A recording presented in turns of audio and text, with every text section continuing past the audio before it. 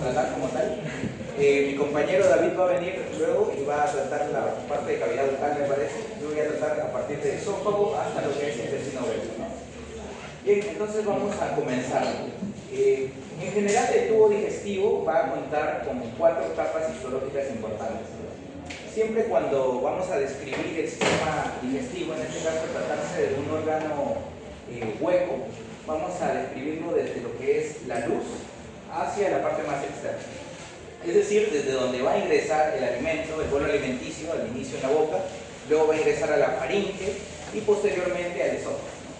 Entonces, en el esófago vamos a tener aquí 4 capas. Desde la parte más interna vamos a tener a la capa mucosa, se va a denominar capa mucosa porque es donde se va a liberar el moco producido de la glándula. Luego va a estar la capa submucosa, que se llama así porque está debajo de la mucosa. Luego está la capa muscular y luego está la capa adventicia. Ahora, es importante recordar que el esófago se va a caracterizar especialmente por esta última capa de aquí, que es la capa adventicia, ya que el resto de órganos viscerales del tubo digestivo no van a tener capa adventicia, sino que van a tener otra capa que se va a denominar capa serosa. Posteriormente voy a explicar cuál sería como tal la diferencia. Ahora, en este esquemita que les he puesto por aquí, ustedes podrán ver no solo que las capas están separadas por colorcitos, ¿no? Rosado, morado, rojo y amarillo, sino que también hay unas bolitas, en este caso unos ovalitos, que lo que van a representar son los plexos. Los plexos son un conjunto de ganglios, es decir, un conjunto de nervios que van a llegar aquí y que van a propiamente inervar lo que va a ser el tubo digestivo. Es decir, van a cumplir la función de contraer el músculo que se va a encontrar a este nivel. ¿Para qué? Para que sea transportado el bolo alimenticio desde la boca hacia el estómago. Entonces aquí vamos a tener 2 plexos. Un plexo que va a ser denominado plexo submucoso porque se va a encontrar justo en la capa submucosa, o sea, donde está moradito, que es esto celestito que es aquí, y un plexo que es este amarillito que está aquí, que se va a encontrar en la capa muscular. Como verán, en la capa muscular lo he dividido en 2 partes, ¿no? Y justamente el plexo que está en amarillito está en la mitad. Es porque todo el tubo digestivo, a diferencia de otros, digamos, sistemas, vamos a encontrar 2 capas de músculo, ¿no? En este caso, un músculo que va a ser denominada la circular interna y un músculo que es la longitudinal externa, ¿no? Luego vamos a ver cuál es la disposición exacta al hacer ese corte transversal. Entonces, comenzando con la capa mucosa. Toda capa, en este caso que va a comenzar desde el lumen, va a estar en contacto con el alimento, con el bolo alimenticio, y posteriormente ya en el estómago se va a formar en quimoácido y posteriormente en quilo. Entonces esta parte que va a estar aquí va a estar recubriendo, por así decirlo, una superficie, y por tanto, como toda superficie, va a tener un epitelio. El epitelio que va a caracterizar en este caso a la mucosa del esófago va a ser un epitelio plano, poliestratificado, no queratinizado, ¿no? En este caso podemos ver en esta imagen de aquí histológica el epitelio, y claramente se ve que es un epitelio de varias capas, y si vemos la capa más superficial, incluso si no es la capa más superficial, sino viendo las capas intermedias, vemos que se tratan de células aplanadas, ¿no? Y obviamente aquí no hay producción de queratina como si, por ejemplo, existiría en la piel, ¿no? Debajo de este epitelio tenemos, por así decirlo, el cemento que va a ayudar a que este epitelio esté fijo, que va a ser tejido conectivo. En específico se le llama la lámina propia, que es un tejido conectivo laxo. Debajo de esa lámina propia se va a encontrar lo que es la muscular de la mucosa, o también se le llama muscularis mucosa en las siglas, ¿no? ¿Y qué es esta muscular de la mucosa? Pues es una capa agregada del músculo debido a que el tubo digestivo va a tener una función de contraerse y transportar el alimento específicamente del esófago, y por ende va a necesitar una capa muscular adicional de esta capa muscular que les había mencionado. Es por eso que esta capa muscular que está aquí también se le denomina la capa muscular externa, y esta sería como la muscular interna, la muscular propia de la mucosa o la muscular mucosal. Aquí también podemos encontrar vasos sanguíneos, vasos más pequeños. En la submucosa luego vamos a encontrar vasos más grandes, vasos linfáticos, y también vamos a encontrar el plexo submucoso que les había mencionado. Bien, entonces en el esófago vamos a tener submucosa. La submucosa va a continuarse con tejido conectivo. Tejido conectivo denso y regular que se va a caracterizar por tener fibras colágenas gruesas y dispersas en distintas formas, ¿no? No como el regular, que va a ser en forma paralela, que se va a encontrar en los tendones, en los ligamentos, en la poneurosis. Y aquí también se va a encontrar el plexo submucoso. En específico, en esta imagen que les estoy mostrando aquí de la submucosa del esófago, lo que vamos a poder observar es algo muy característico del esófago. Por ejemplo, cuando ustedes se le pongan en el examen práctico, ¿no? ¿Cuáles son las estructuras del tubo digestivo que tienen glándulas en la submucosa? Solo hay dos. Entonces, una de esas estructuras va a ser el esófago y el otro va a ser el duodeno. Entonces, tú vas a ver en la imagen en el microscopio esta estructura de aquí, que es, en este caso está teñido con mousse y carmín, es por eso que se ve de este color más rosado, si no se vería más clarito.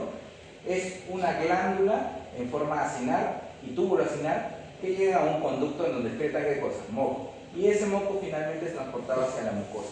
Solo en el esófago y en el duodeno se van a ver glándulas. La diferencia está en que en el caso del duodeno las glándulas van a ser más tubulares y ramificadas, mientras que aquí son más acinares. ¿Qué quiere decir? Que se ven como bolitas, como nubecitas, por así decirlo, ¿no? Y tenemos su conducto, que en este caso va a ser un conducto excretor bastante grande. Y aquí vemos ya por debajo, que ya no pertenece a la submucosa, a la muscular externa. Entonces les había mencionado que la muscular externa es una muscular diferente a la muscular que se va a encontrar en la mucosa. En la mucosa se va a encontrar la muscular propia de la mucosa, que es una capa bien delgadita. En cambio, la muscular externa, en este caso está incompleta, en esta imagen de aquí, es una capa muscular amplia, que va a contener dos capas. En este caso va a contener una capa que va a ser conocida como la circular interna. Si yo hago un corte transversal, así como está aquí, por ejemplo este es el tubo y hago un corte transversal, lo que yo voy a ver en la muscular externa es lo siguiente, que van a haber fibras largas, longitudinales, o sea, se van a ver de así, ¿no? Como yendo de, en este caso, de izquierda a derecha, es decir, de forma longitudinal. Y eso es porque la capa circular interna va a tener este modo de desarrollarse, por así decirlo, es decir, rodeando todo el haz transversal. Y en cambio, la capa longitudinal externa, que en este caso no se puede observar, va a ir, por así decirlo, de forma directa y se va a observar como fascículos, ¿no? Como fascículos disgregados, por así decirlo. Aquí se pueden diferenciar muy bien las capas, tanto circular interna como longitudinal externa. Sin embargo, como tal, la capa muscular no ayuda para diferenciar entre otras partes del tubo digestivo. Es por eso que principalmente nos centramos en la parte de la mucosa y en la parte de la submucosa. Como les dije, en el caso del esófago y del duodeno, solo en esos dos casos vamos a encontrar las glándulas en la submucosa. Y por último, la capa adventicia. La capa adventicia es una capa que también va a estar compuesta por tejido conectivo denso y regular, pero que en este caso no va a estar cubierta por peritoneo. Ahora, ¿qué es el peritoneo? En embriología hay un proceso que es el proceso de la formación de las cavidades corporales, en donde a partir de lo que es el mesodermo esplácnico, el mesodermo lateral, ¿no? Tiene dos hojas, una esplácnica y una parietal, se empiezan a formar cavidades en donde van a contenerse los órganos. El corazón, por ejemplo, tiene una cavidad que se conoce como cavidad pericárdica. Los pulmones tienen una cavidad que se conoce como cavidad pleural. Y en el caso de los órganos abdominales tienen lo que sería la cavidad peritoneal. Es decir, donde se va a encontrar una membrana que va a recubrir esos órganos viscerales que van a estar en el abdomen y se va a llamar el peritoneo. Pero como el esófago es principalmente torácico, entonces este no va a estar cubierto por peritoneo y la capa se va a denominar simplemente capa adventicia, ¿no? Esa va a ser la razón. Ahora vamos al estómago. El estómago y todas las demás partes del tubo digestivo van a tener la misma repetición de las capas. En este caso he dispuesto, digamos, en este esquema el corte de esta manera, ya que como tal el estómago no es un tubo, sino que más bien se parece a una bolsa, ¿no? Tiene una curvatura menor, una curvatura mayor, tiene el cardias, el fondo, el antro pilórico. Nosotros podemos identificar aquí en esta vista macroscópica de lo que es el estómago, que se conecta con el esófago a través de una unión, ¿no? Esa unión es la unión esófago-gástrica y también denominada cardias, en donde ya va a haber un cambio abrupto de epitelio. Es decir, el epitelio que tenía el esófago era un epitelio plano estratificado, no queratinizado. El epitelio que va a tener el estómago va a ser un epitelio diferente, que va a ser un epitelio cilíndrico simple.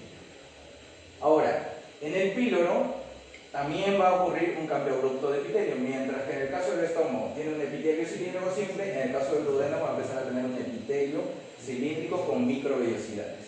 Y vemos que aquí macroscópicamente se pueden ver unos pliegues longitudinales en el estómago, que son los que van a ayudar a revolver, porque de alguna manera, a pesar de que pues, no somos rumiantes, También nuestro estómago tiene una función mecánica que es la de mezclar los alimentos con el ácido clorhídrico que se va a producir por las células parietales, que ahorita lo vamos a ver. Entonces las 4 capas en el estómago se repiten. La capa mucosa es la más simple, produce moco, recubre, ¿no? Va a tener un epitelio. La capa que está abajo, su mucosa. La capa que está abajo, muscular. Y la última capa, serosa. Como vemos, el estómago ya se encuentra debajo del diafragma, por ende ya está parte de la cavidad abdominal. Y por ende va a estar recubierto de peritoneo. Y por ende aquí ya no se va a llamar adventicia, sino que se va a llamar serosa. Ya, bueno, hay que correr. Entonces, aquí tenemos nuevamente los dos flexos, ¿no? El de Celestito, el flexo submucoso y el flexo ya bien dentro, ¿no? Ojalá que nos ayude. Ya, entonces en el estómago vamos a ver la mucosa.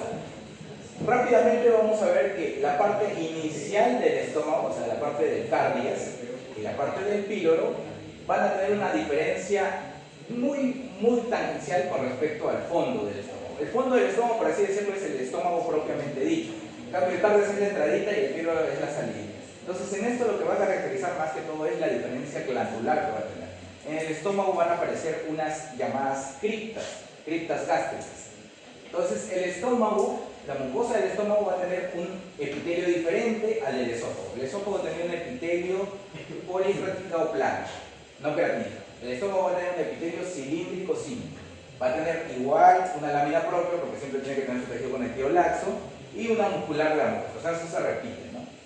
En el caso del cardias, vamos a tener la aparición de unas glándulas, que en realidad son la aparición de las criptas gástricas. ¿Qué es esto que vamos a ver aquí?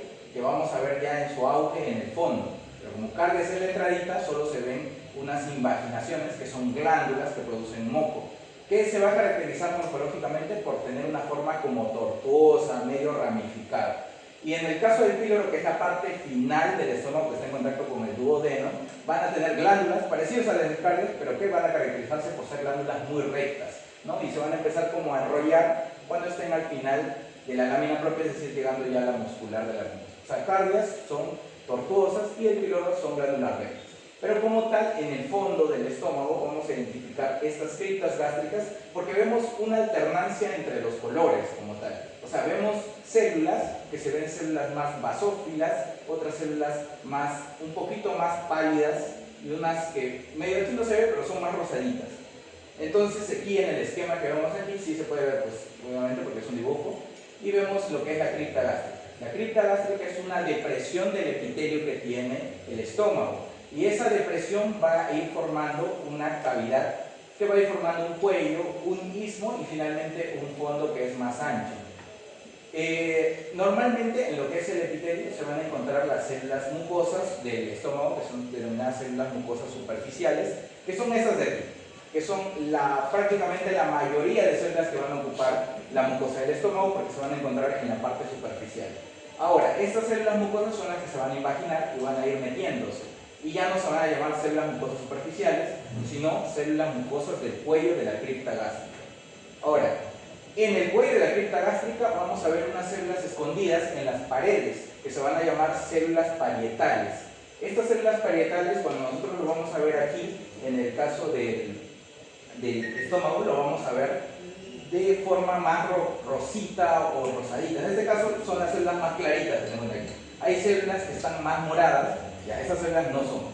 Entonces las células que están entre esas células moradas y son más rosaditas son las células parietales. Y esas células parietales tienen ese color justamente por la cantidad de membrana celular que tienen. Tienen gran cantidad de membrana celular porque justamente tienen esos pliegues internos en donde van a salir el cloro, va a salir los hidrógenos, ¿no? La formación del ácido clorhídrico, y se van a combinar aquí afuera de los pliegues y finalmente van a salir al exterior. Entonces, por la cantidad de pliegues internos que tienen, es que van a tener ese color rosadito. Estas células parietales justamente son las que van a producir el ácido clorhídrico y también el factor intrínseco que va a absorber o va a permitir la absorción posteriormente de la vitamina B12. También van a estar las células principales, que son las células moraditas. Y estas células principales van a tener la principal función de producir una enzima que posteriormente se va a convertir a pepsina, que se llama el pepsinógeno. que se va a encargar de la primera degradación de las proteínas. Y por último vamos a tener unas células que histológicamente no se la van a preguntar, o sea, no la van a poner en el microscopio necesariamente. Las que la van a preguntar son las parietales y las principales, las que se ven más moraditas y las que se ven más rosaditas. En este caso es fácil identificar la comparación entre el fondo, el cardes y el píloro, porque en el cardes y el píloro las células que se encuentran aquí son células mucosas, y las células mucosas son células más claritas, como pueden ver aquí, son células claritas. En cambio, las células parietales y principales se forman como granular, por así decirlo, es decir, como marmoleado, entre alternancia de moradito con rosadito. Entonces se identifica fácilmente. Y una vez que identificas que es fondo, entonces tienes que diferenciar entre parietal y principal, ¿no? Bueno, como dato, las células enteroendocrinas, que también se encuentran por aquí, en menor cantidad que estas dos obviamente, se encargan de la producción de hormonas, como por ejemplo la gastrina, que es la que induce finalmente el inicio de la producción del ácido clorhídrico en las células parietales, o la grelina, que es la que aumenta el apetito. ¿Sí? En el caso de la submucosa del estómago, pues es lo mismo que el anterior, es lo mismo que en el esófago, es decir, va a tener tejido conectivo, pero la diferencia es que no va a tener glándulas. Solo en el esófago va a haber glándulas, en el estómago, en la submucosa va a haber tejido conectivo denso y regular, y vamos a tener los vasos sanguíneos, nada más. No va a haber glándulas en la submucosa del estómago. Entonces, en la muscular vamos a tener esta imagen que está aquí, ¿no? 3 capas, que van a ser capas poco definidas, ¿no? Ustedes van a ver en el microscopio y van a decir, a ver, en el caso del esófago van a distinguir una capa circular interna y una capa longitudinal externa. En el caso del estómago no, van a ser 3 capas, que se les dice que hay 3 capas porque se puede encontrar una capa longitudinal externa, una circular media y una longitudinal, perdón, aquí es una oblicuo interna, ¿no? Una oblicuo interna que son haces o fascículos dispersos entre lo que es la muscular, pero en realidad no son tan bien definidos, ¿no? Se dice que en los extremos, es decir, en la parte del cardias y del píloro, muchas veces no se encuentra esa capa oblicuo interna. Y obviamente entre las capas se van a encontrar el plexo miantérico, o también llamado plexo de Auerbach. Y por último, aquí va a haber serosa, ¿no? Es decir, que en este caso, al ser un órgano abdominal, el estómago va a estar recubierto por peritoneo. Bien, ahora el intestino delgado. El intestino delgado va a estar compuesto por el duodeno, el yeyuno y el ileum, ¿no? El duodeno va a ser la primera porción del intestino delgado, va a tener una forma como de asa que gira. En este caso va a tener 4 porciones, y luego va a estar el yeyuno y el ileum, que se van a dividir en asas, ¿no? Se dice que el yeyuno ocupa las 2/5 partes del total y el ileum las 3/5 partes, ¿no? Alrededor de 6 a 7 metros. También se dice que son alrededor de 15 a 20 asas. Otra bibliografía dice que no se sabe exactamente porque depende del tamaño de la persona. Bueno, ahora las capas que en general van a tener el intestino delgado son las mismas: mucosa muscular y serosa. Pero vemos aquí una característica importante, que es la presencia de estas protuberancias, estas evaginaciones. Es decir, estos se van a hacer lo que son las vellosidades intestinales. Estas vellosidades van a generarse justamente por la necesidad que va a tener el intestino delgado de absorber, de aumentar el área de absorción para los nutrientes que van a ser digeridos en el estómago y que van a terminar de ser digeridos en el duodeno, ¿no? Y bueno, las características restantes son prácticamente similares. Entonces, en el intestino delgado vamos a tener una mucosa, que en este caso va a tener un epitelio cilíndrico, no simple, sino con microvellosidades. Una lámina propia, que es tejido conectivo laxo, GAL, que en este caso es tejido linfoide asociado al intestino, y una capa muscular propia. En este caso, este GAL lo vamos a ver muy prominente en el caso del ileum, en donde vamos a encontrar nódulos o folículos linfóides, que van a ser cúmulos de linfocitos. Dentro de un rato lo vamos a ver en imagen histológica. Ahora, esto es lo que les comentaba. Para aumentar el sitio de absorción en el intestino delgado, los pliegues circulares van a aparecer, que macroscópicamente, es decir, si ustedes cortan el intestino delgado, ¿no? Van a ver estos pliegues que se van a encontrar de forma, digamos, como evaginaciones, como un tipo, no aterciopelado, sino que ya es más disruptivo incluso, ¿no? En el caso del colon, por ejemplo, sí, esto no se va a poder ver, ¿no? No se va a poder ver. Va a ser prácticamente, no liso, pero va a ser más llano. En este caso sí es bastante disruptivo en el intestino delgado. Y eso es justamente lo que se llama los pliegues circulares. Los pliegues circulares, o también llamados plicas, o también llamado válvulas de Kerr, ¿no? Cualquiera de las tres formas puede ser llamado. Y estas empiezan a aparecer sobre todo a partir de la porción del duodeno distal. O sea, a la primera, segunda, tercera porción del duodeno. El duodeno principalmente tiene una función de digestión, es decir, llegan las enzimas pancreáticas, ¿no? Llega el bicarbonato y llega la bilis y termina de digerirse, por así decirlo, las proteínas, los lípidos, los glúcidos, y ya a partir del duodeno distal, la cuarta porción del duodeno es que ya empiezan a absorberse y por ende es que aparecen estos pliegues circulares. Ahora, estos pliegues circulares se forman a partir de unas estructuras más pequeñas, que son llamadas vellosidades. Estas vellosidades son estas estructuras que se forman aquí. Y estas estructuras, que son evaginaciones, o sea, salidas del epitelio, se forman a partir de las células. Son células cilíndricas con microvellosidades. Entonces tenemos tres factores que permitan el aumento del área de la absorción. Número uno, el epitelio cilíndrico con microvellosidades. Son las microvellosidades que se encuentran en los enterocitos. Segundo, las vellosidades son las prolongaciones o evaginaciones que se forman a partir de un conjunto de enterocitos.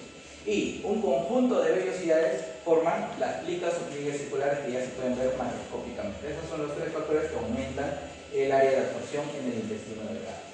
Entonces, ya viendo la parte ya del epitelio, vamos a encontrar en la mucosa los enterocitos que van a ocupar la mayoría del área y de la superficie, lo que va a ser la mucosa, que van a contener microvellosidades, pero vamos a encontrar otras células, como por ejemplo las células caliciformes. Estas células caliciformes van a ir aumentando cada vez más, se vayan alejando del intestino delgado hasta llegar al intestino grueso. ¿Por qué? Porque justamente en este lugar van a tener la función de propulsar más o de sacar más lo que van a ser los residuos, ¿no? O sea, lo restante. La formación de las heces al final que va a ocurrir en el intestino grueso. Entonces las células califormes aquí son escasas y luego en el intestino grueso van a ser muy abundantes estas células califormes, que producen moco, ¿no? Se diferencian de las células anteriores, que son las células mucosas superficiales del estómago que había mencionado, porque esas células mucosas no tienen esta característica forma, pero como tal en función tienen la misma función, que es secretar finalmente moco, ¿no? También van a encontrarse unas células que son llamadas células de Panett. Justamente aquí en el intestino delgado también va a haber criptas, así como en el estómago había depresiones en donde estaban las células parietales, en donde estaban las células principales. Aquí también va a haber depresiones. Estas criptas se van a denominar, en el caso del intestino delgado específicamente, las criptas de Lieberman.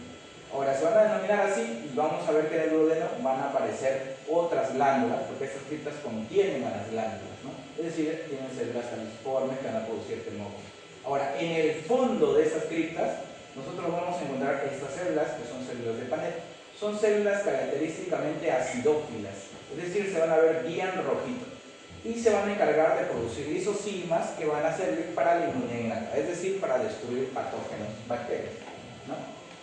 Y por último, las células enteroendocrinas, que ya es la que había mencionado anteriormente, ¿no? Que producen gastrina, grelina, somatostatina, etc., ¿no? Y también vamos a tener las células M, que son células que van a cubrir nódulos linfáticos en la lámina propia, se van a encontrar principalmente en el ilion, en donde van a tener digamos, la capacidad de captar antígenos de las bacterias y de los virus para que posteriormente sean hallados, porque la captación de antígenos en este caso es como captarle la característica más importante del virus o de la bacteria, que luego el linfocito, el macrófago, que es la célula inmunitaria encargada de destruirlo, va a destruirlo, ¿no? Entonces la célula M es como el que te capta, el que te identifica quién es el patógeno y luego ya pues, es destruido por el linfocito, ¿no? Es por eso que este también se va a encontrar al fondo, ¿no? Incluso más al fondo que la célula de Panett.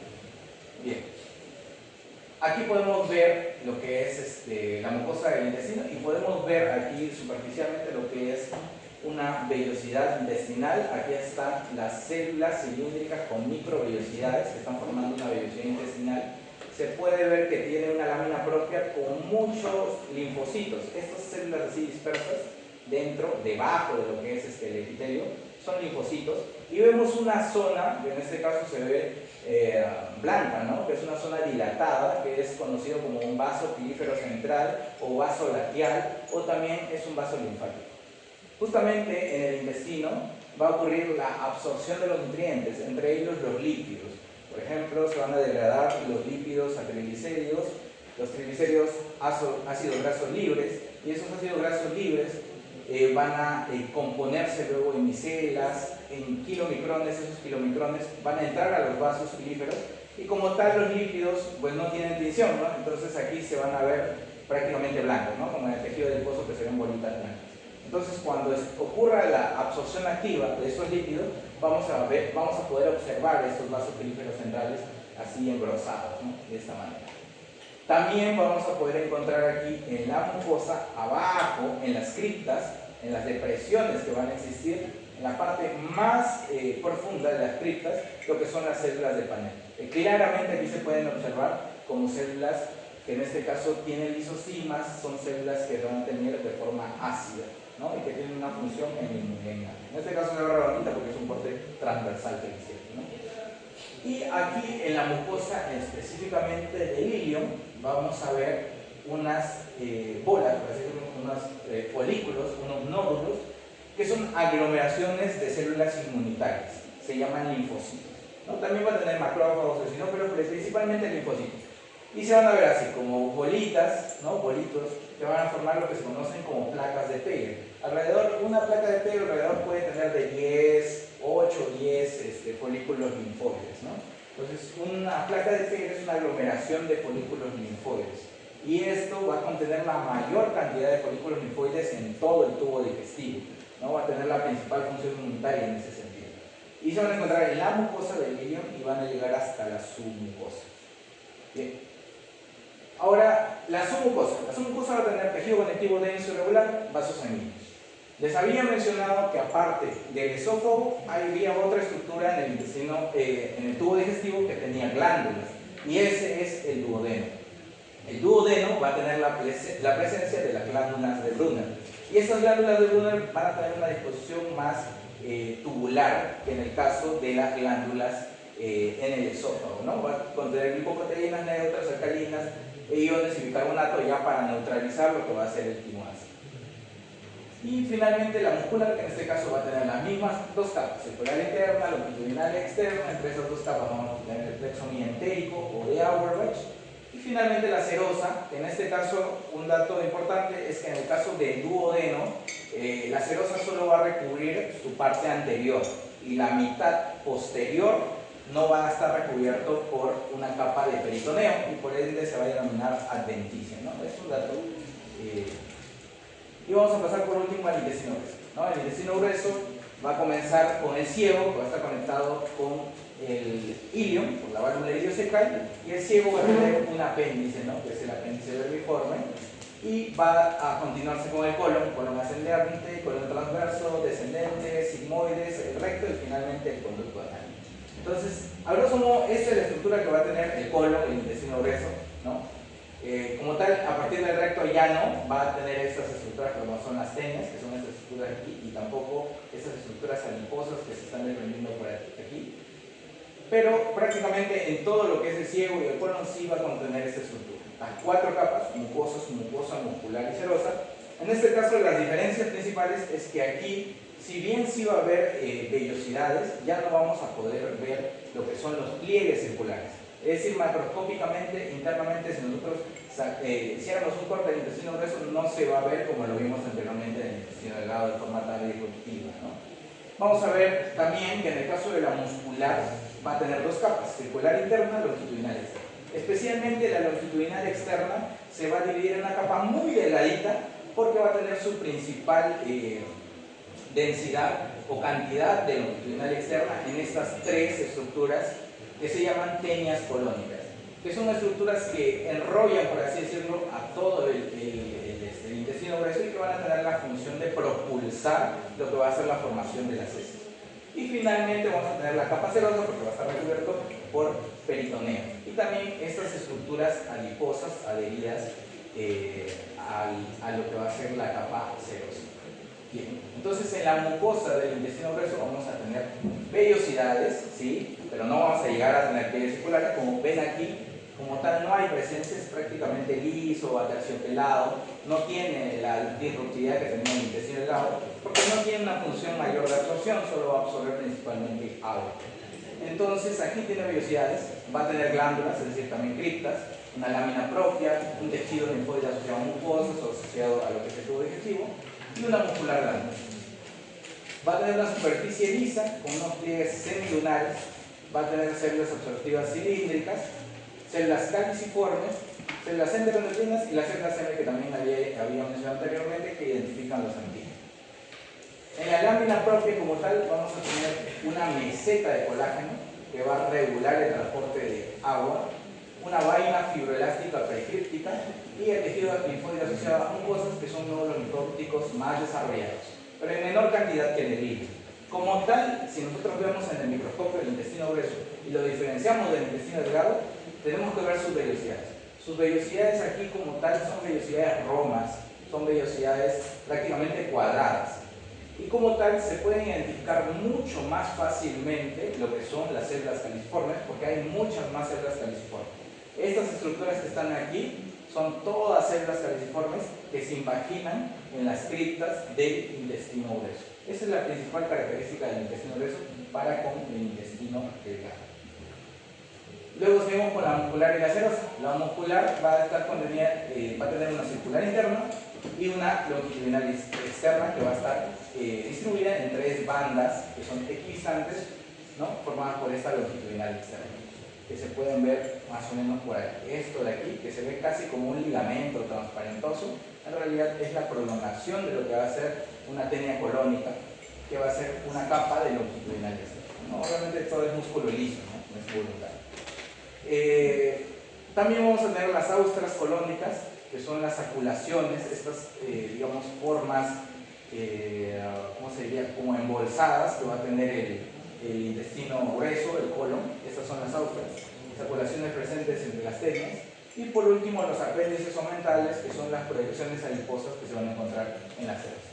En el ciego y en el apéndice específicamente vamos a ver gran cantidad de nódulos linfáticos que nos podría, si nosotros por ejemplo nos ponen el apéndice y nos ponen el ilio, tanto en el apéndice como en el ilio hay nódulos linfáticos. La diferencia obviamente va a ser su epitelio, su mucosa, ¿no? En el caso del intestino grueso vamos a ver que si tienen vellosidades se van a ver vellosidades romas, y en cambio en el intestino delgado, en el ilio, se van a ver vellosidades con una punta más agudas, por así decirlo. Y también aquí vamos a ver cantidad de células caliciformes en las criptas que no vamos a ver en el ilio. Bien, y por último el recto y el conducto anal. Anatómicamente podemos ver aquí la transición del recto y el conducto anal. El recto va a tener unos pliegues rectales transversos, va a llegar a una cueva rectal y se va a definir que el inicio de lo que va a ser el esfínter anal interno va a comenzar el conducto anal y va a finalmente terminar en lo que es el esfínter anal externo. Como tal, histológicamente vamos a diferenciar principalmente los epitelios, yendo desde un epitelio cilíndrico hasta lo que es un epitelio plano estratificado que va a asemejarse cada vez más con la piel, ¿no?, pero sin queratina todavía. Entonces vamos a tener 3 zonas entre lo que va a ser en todo lo que es el conducto anal, una zona denominada zona colorectal, que es la zona que se va a encontrar en contacto con el recto, que va a tener un epitelio cilíndrico simple, como el que se ubica por aquí. Luego una zona de transición anal, que va a tener un epitelio cilíndrico estratificado o cúbico estratificado, cualquiera de los dos. Y finalmente un epitelio plano estratificado, que va a ser propio ya de la zona escamosa, que va a ser la última parte del conducto anal. Y bien, esto sería, chicos, el resumen de todo lo que les he dicho, ¿no? No se preocupen, yo le voy a pasar esta diapositiva, así que ahí lo van a poder ver. Ahora unas 2 preguntitas, ¿no?, para cerrar. Ya, a ver. Si es que no leen, lo voy a leer. Entre estas muestras de distintas regiones del tubo digestivo, bueno, no sale más, pero bueno, igual, confirmamos que la mayor concentración de folículos linfóides se encuentra en, ya, esa es la térmica. A, el esófago. B, el hígado. C, el duodeno. D, el colon. E, el estómago. ¿Cuál? ¿Cuál? A, B, C, D o E. A ver, entonces no era leer. D o C, ya. Ustedes son la base 24, ¿no? Comienza con B, ¿no? Ya es El hilo. Esa es la respuesta. El hilo. Ya, ¿por qué no puede ser el esófago? Ya, el esófago no tiene folículos linfóides. El duodeno, como tal, tampoco tiene folículos linfóides. Tiene ganglios que son linfocitos dispersos en su lámina propia, que también es mucosa, pero no tiene folículos, que son aglomeraciones de formas circulares como las placas de Peyer, que sí tiene el hilo, ¿no? Ahora, ¿qué hubiera pasado si aquí te ponían en alternativa el apéndice? Salía el apéndice y el hilo. ¿Cuál sería la respuesta? Igual sería. Pero si te ponen aquí, no te dicen cantidad, ¿ah? Aquí sí te dicen concentración. O sea, por ejemplo, de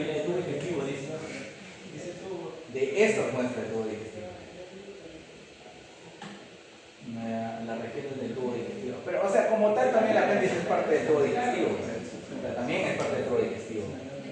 Si, como te dicen concentración, es decir, hacen en relación a la cantidad entre el área que tiene. El apéndice, en realidad en cantidad, el ilion tiene mayor cantidad. Pero el apéndice, como es un lugar bien chiquitito, como tal en concentración tendría más.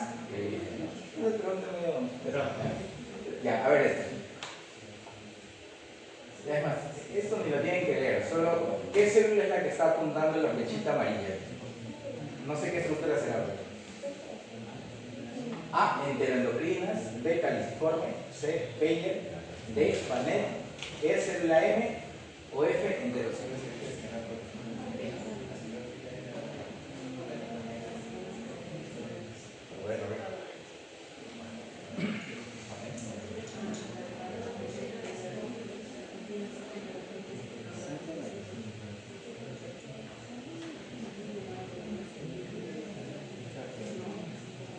¿Hay algún voluntario? La B, no. ¿La B? ¿Verdad? Ya, primero miren, pues.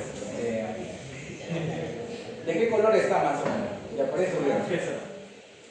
Está como turquesa, ¿verdad?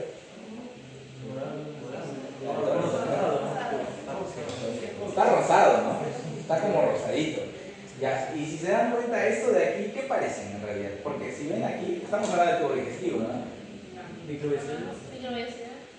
¿Esto parece microviosidades? No. O sea, esto de arriba parece vellosidades, ¿no? O sea, esto sería el lumen.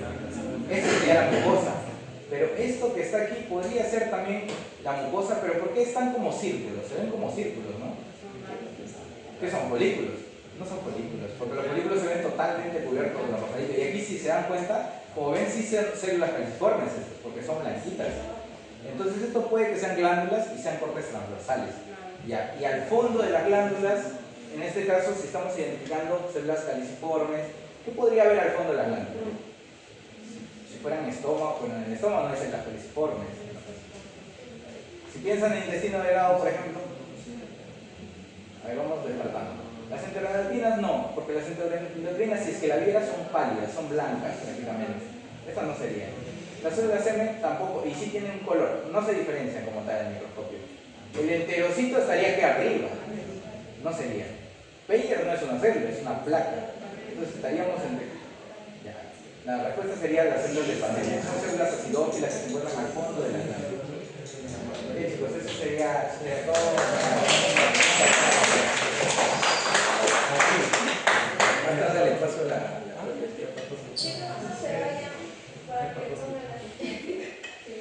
Falta una ponencia más.